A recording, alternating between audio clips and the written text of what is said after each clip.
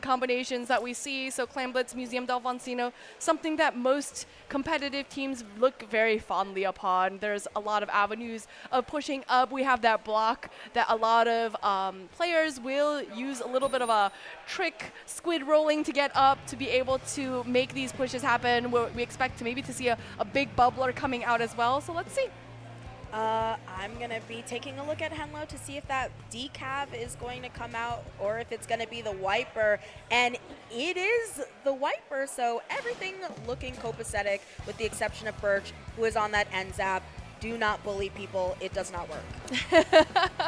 Totally. But we do see, like you mentioned earlier, you know, we have double take with that double back line composition. So I'm wondering how that is going to play out. I think that Inkjet is from the Bulbs tri-string is going to have to play a big role here. Yes, and that makes it so that when they have that Inkjet, now that I think about it, they still have a backline online. But Red Sen here gonna try and get this pick. They're just running out, so they get punished really quickly by Henlo. And really good push from Double Take off the top. I think that Flow State is a really aggressive team with really strong players. So the fact that they're able to get on the enemy plat so quickly bodes really well for them. Yes, but remember, this is Clam Blitz, so they do have to control that Clams economy. Nice jump out here by Jesse. That is exactly what they're going to need. 10 clams under Flow State, but not quite a power clam yet. Getting that power clam, but immediately getting picked off is going to be huge for Double Take to stop this push from happening. That Kraken Royale coming out as well. 2 down from Flow State. Double Take is now going to have to double take and move back to the center of this stage. Yes, and it seems like they've done so successfully, though all of the bombs that are going off is just forcing people out. Neptune hanging out by this block, maybe trying to hold on to that for their teammates. 2 members down, that's going to be super important for them. Redsen tries to make a break for it, but does not get there. Jesse jumping in and staying on low ground, curiously, but probably just waiting for their jet. They get that pick at the end there, and right now, neither of these teams, 2 minutes out, have been able to successfully open the enemy basket. They have not yet. Inkjet now coming out from Double Take. Riki looking for a choice position to hopefully take out this Inkjet, but now this is going to force Flow State to move a little bit back. Tri-strikes now coming out from Flow State. Flow State with the 8 clams. That's 3 down from Flow State. Now Red is moving up with that Kraken. They're going to need a couple more clams to be able to make this push happen. They do have that power clam at the ready, but are they in a position to be able to make this push happen? It's really important for them to stay alive, and the fact that they don't means that that is done. The wipeout leaves the door open for Flow State to move forward, especially because they have not 1, but 2 power clams. That opens up there. Birch goes down. Henlo trying to fight off some of the members, and I think getting rid of that slosher gonna give them the space to go down to 60, and that's exactly what you want on that first push, Milana. Yeah, a push to 60, pretty strong with those 2 power clams immediately going in. Now it is going to be Double Take's goal to be able to take the lead here. Tacticooler coming out for Flow State, allowing them to come back into the action quickly. Now the Inkjet coming out. Inkjet getting taken out with that, and a double right here from Riki. Riki now in a good position to be able to move forward. That Inkjet landing, grabbing the power clam, and getting taken out as well. This is going to be another opportunity maybe for Flow State to have a position to be able to make a push happen. Not gonna lie, I was just thinking, Riki, do the thing. You're on Team Flow State. Go ahead and activate it, and they did so accordingly. Those tri-strikes are going to force a few members down. Most importantly, Henlo goes down as well, so they're not in the position to really protect their plat as much as they'd like to, especially because Neptune is currently there, as is Never Lucky. They ultimately go down, but hope they might be able to get some help with Jesse on this jet back there. So I think they're in a solid position, but we just have 1 minute left.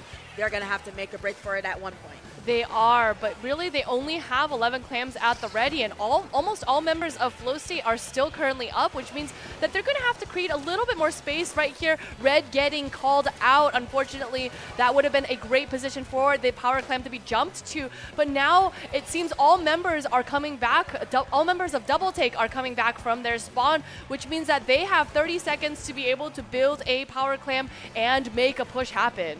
It feels as though Flow State is, at least at the time, was deciding instead of pushing and ending it themselves, maybe having the basket open, when time is called, they are in complete defensive mode. They are not taking mid. They don't want to risk going down. The Tri-Strikes, along with the pack, are going to force people out. They are in ultra defensive mode. There is a toss of the power clam. One member goes down. I think there's just one up. So unless they're able to 3v4, and they are not, that is going to be the game. OT ending and Flow State sweeping this game just barely, 60 to 100 essentially. Yeah, I mean, I think Double Take had a lot of really good things going in that beginning of the game, right? We saw a couple of picks coming out. We saw them positioning well. But as Flow State was able to kind of come back from their spawn, I think it was a very difficult spot for them to be in, because I think, we saw Flow State getting those counter picks and being able to move back into the center stage relatively quickly. Yeah, but I think it's of note, Flow State just barely missing out on top cut in a game 5 that was super close. They, I think, had some trouble this game. Double Take really gave them a difficult position. I think it came down to the fact that they were kind of going down on their pushes. They couldn't stay up when they needed to necessarily, but with a little bit more fast movement, it may have been closer or gone in the opposite direction. So, you see the members of Flow State having a little chat in between these games. Perhaps that's Birch begging to go try Slosher. Who knows? But this sounds like wishful thinking on your end, Tatsu. Who, me? Never.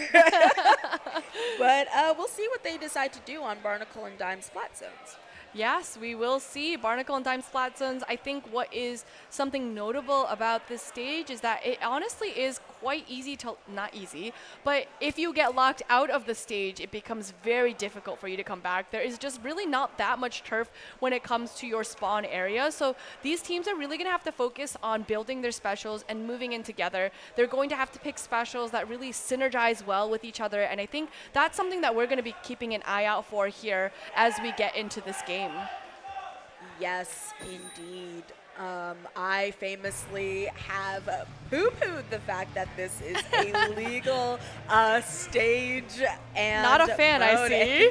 Listen, maybe it's because I'm just a little baby, but it's so difficult to get back into mid when you wipe out. So these teams are going to have to lock in, make sure that they don't stagger too hard, make sure that if 2 of them go down, the other 2 are able to hold their presence, and that they keep the other team at bay. Yes, and what I think is really interesting about Flow State's composition right here is that we see Birch on the Snipe Rider and Riki on the Slosher, which I think could be good, but remember, we don't see that Tri-Slosher coming out from Birch, which may or may not do them any good. Yes, we'll see. We will just have to see. Maybe they just got jealous of all that backline action that they saw from Double Take, but Henlo immediately just getting rid of three people in a row. Flow State aura activated, just really having an impressive showing right off the top of the game. That just is what Henlo does. It's just a Henlo thing. Sometimes you just are spectating Henlo, and all of a sudden the other team is gone. They just disintegrate. So then you're like, what happened? Oh, just a Henlo thing. You know what I'm saying, Sasu? All fall in front of the wiper, but I think significantly, a significant amount of members of Flow State have fallen to Henlo. With the back against the wall, does end up winning the 1v1 versus Neptune. A little bit of help from those strikes are going to also help him to throw that hammer and take that space back, and against all odds, Henlo was able to live that entire time. And more importantly, Flow State has moved forward to try and get this lockout on double take. Yes, this is the lockout that we were talking about. Now the Kraken Royale is going to need to make some big plays happen. They're going to need to create a little bit of space as double take is moving back to the center of the stage, but they're unfortunately unable to grab that zone. And now with the wipeout, that is going to be Flow State entering Flow Aura State. Bro, the fact that Birch actually was on that pen was super important there. That's why I'm just kind of gagged, because the last two people who were in zone, it was Balloon and Birch. Balloon, of course, is on a Rapid. Rapid's not doing anything to a zone. It's kind of like not great for painting. So the fact that Birch was able to contest several members of double take being on that pen really saved them from having a longer game ahead of them.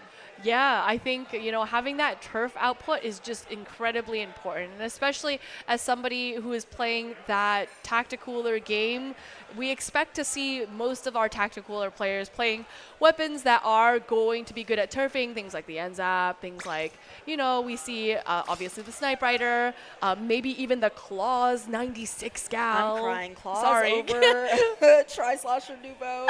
This is an affront to me specifically. Listen, actually. we got that leopard pattern. It's got some like Claws, it's fashion. I'm so sure.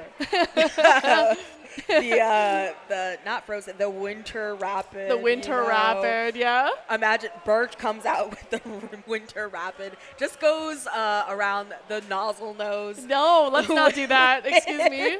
Every cooler, but the Tri-Nouveau, I fear. But we're going to have Scorch Gorge, this time on Rainmaker, way more tolerable of a mode, in my opinion. Oh, man. We have a Splat Zone hater in the chat here. No, I love Splat Zones. It's actually my favorite mode, but there are definitely a lot of difficult stages in which it can be played on. And Scorch Gorge, I'm excited to see this in particular, because you don't often see knockouts on Scorch Gorge unless someone gets backcapped or a team gets absolutely decimated because of how far the final check is. So I'm going to be curious to see whether Double Take is really able to lock in and stop a sweep from happening on them, or if this is going to be their time to possibly just eke out barely more points than Flow State. Just remember, like, Flow State's got Henlo, and Henlo is the expert at decimating teams. So we'll see if Henlo can do the Henlo thing as we're moving forward into this. But, you know, Double Take is going to have to find a solution to that. I'm particularly excited. Henlo, if you know anything about his gameplay, he jumps in first and asks questions later.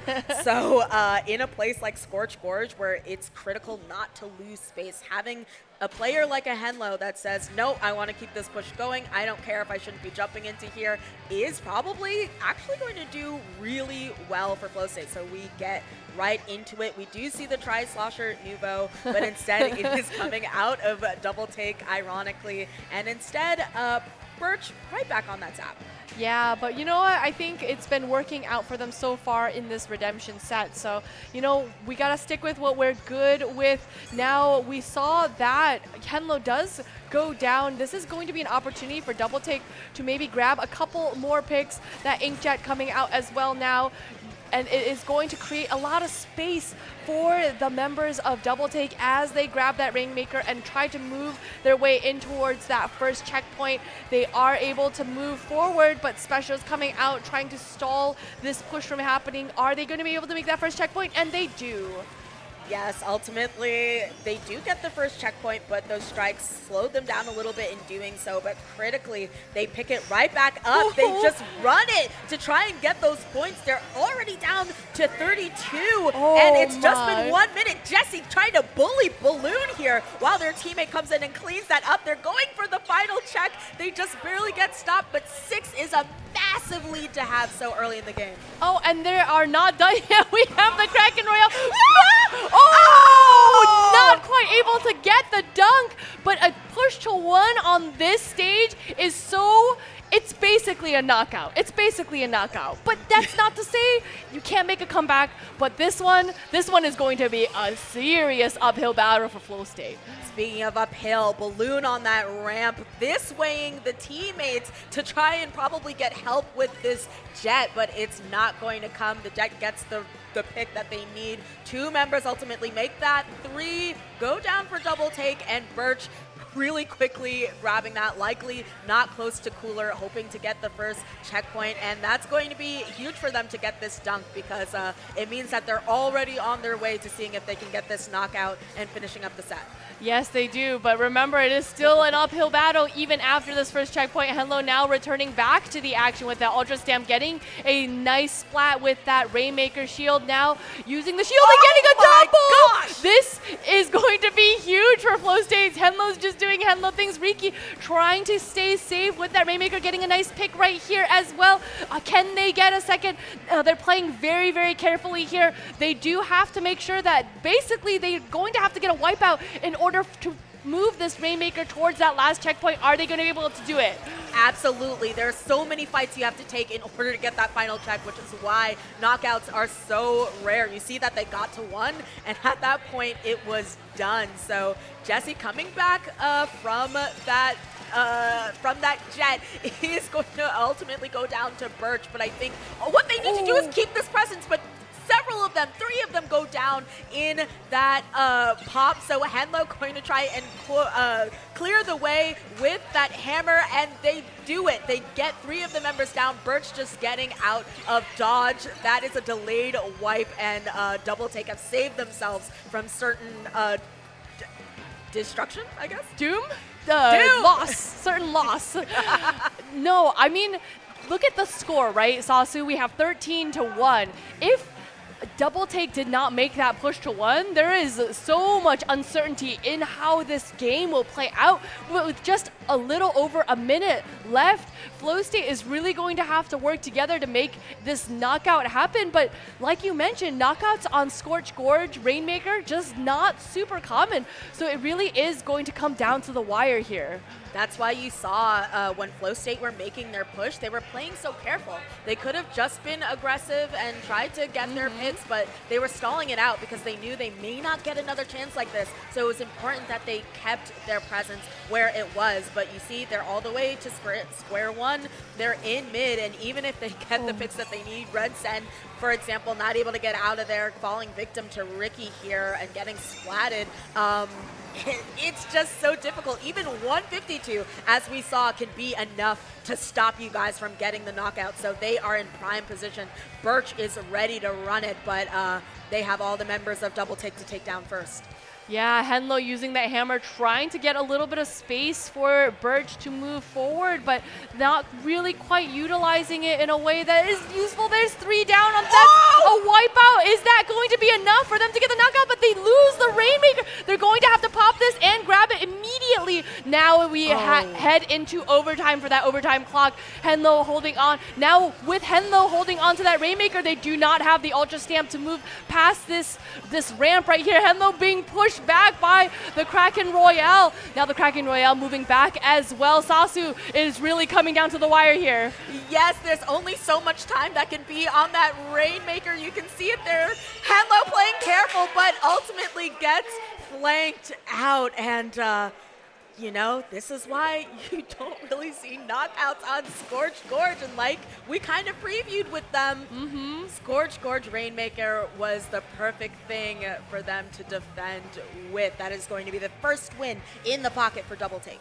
That was just so incredibly well played. We did talk about how, you know, Double Take really needed to kind of get together and handle some of these, the strategies that Flow State was coming up with, that they had to handle Henlo with the Ultra Stamp. And we saw that happening, right? As these Ultra Stamps were coming out, they were targeting, they were all like, you know, solo targeting Henlo's Ultra Stamp, making sure that there was not very much room for them to be able to move forward. So I think it's just, yeah, I think it was just so well played by Double Take. Yes, and I think at the end there, we see Henlo pick it up because there's just no choice, and we go, oh no, the Ultra Stamp is not going to come out. But I also have to really commend Henlo for just doing a really fantastic job while holding the Rainmaker because they do not have that extra aggression, that skirmishing to clean everything up, to check the flanks and stuff like that. But like, he stayed alive for a really long time, and he had a Kraken Royale trying to just mow him over. So the fact that he locked in and did that, definitely some props for Henlo. I also wanted to give props to that Kraken Royale. We did talk about, the heavy deco, not really a popular weapon, but having that Kraken Royale really brought that push to one, because without that Kraken, I don't know if they would have the ink power to be able to pop that Rainmaker to make that last push happen, from double take. So having that Kraken Royale was huge for them. So I think, heavy deco players are cheering in the crowds. They're excited. They're partying. All the heavy fans. I know V Heavy definitely cheering in the chat. I think especially when we go down to it, it's not even that they picked it up. They got it to one, and they were immediately mowed down. We were kind of at the edge of our seats because we literally shifted. We gamer positioned. Exactly. Like, we completely locked in because they were legit in the dunk animation when they went down. So that could have been a way shorter game, but it was so close, and we love to see, a little bit of intrigue going into ship shape. Cargo Co, tower control, and like I always say, I'm like, brr, it's kind of cold, and it's not the AC, it's the snowball that we can expect from a ship-shaped tower game. Oh, I felt that. I felt that too. Chill down the spine, this one, because once a team gets going, especially if they get to that third check, gonna be hard to stop them. Yes, and as we get into our fourth game of this Redemption Round 3, we will see what these players will bring to the battlefield. Will they stick with what is tried and true, or will they go something different, Sasu? We have some changes here. Both teams essentially going double backline because Birch has switched back onto the Snipe Rider, and Henlo off the signature wiper instead for the decap, no doubt, for that bubble for tower. So right off the top, we have some presence in mid. Both of these teams probably waiting for their cooler to make that initial push. That cooler came out so fast. I blinked and there was a cooler from Double Take. So having that cooler now online is going to give an opportunity. Tri-Slosher GB. Henlo getting a nice splat, but unfortunately can't get a splat on that Kraken Royale. Yes, and Hudson trying to get out of there so they don't get splatted out of their end lag. So they are taking that top right. That is a prime position to be in, but not if you're up against a Snipe Rider typically, but they do trade that out. Riki cleaning everything up. We have a take the lead notification, but realistically speaking, neither of these teams have a lot of points on the board so far. Yes, but as we get into this game, we do see Flow State holding steadfastly to this tower. They are in a great position to help this tower move forward. All members of Flow State now up. Now Double Take is going to have to use some of these specials to help them out. Big Bubbler coming out, exactly like what you said. Neptune getting a nice pick on Birch, and that Kraken Royale creating space as well. Now that Flow State has broken through that first checkpoint, but the flow seems to be moving in the opposite direction. Neptune is on a tear, just absolutely splatting everyone in their path, taking the space, and all the while I believe they have their bow just traveling on that tower. If they keep this up, they should be able to get the lead. Redsen pops this Kraken, but all the while their teammates have gone down on tower. They are getting caught on those braids, so they just get out of dodge.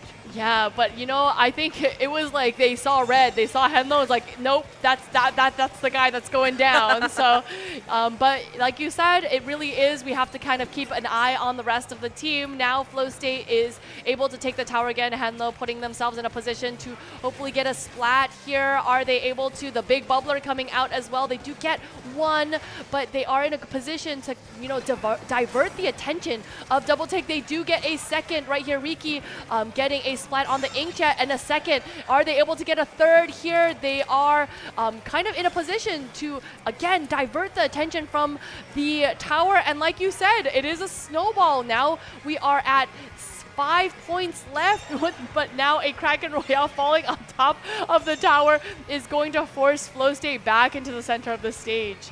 Getting chilly, Milana. The snowball has Flow State all the way down to 5, and they have a bubble to boot. So Never Lucky trying to shred through that. Does get pits on everyone who is riding on that tower, hoping to make it go an itty bitty bit faster. Henlo on taking that top right, rightfully so, to make sure that they can't get sloshed off of it again. Drops down to the tower, but Never Lucky, I think, goes down, and that is delivering them to that final check. So with style points and a final wipeout, Flow State takes the redemption set 3-1.